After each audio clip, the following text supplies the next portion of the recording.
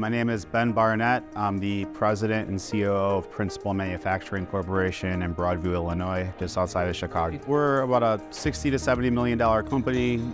We specialize in fine blanking and conventional metal stamping, mostly for the automotive industry.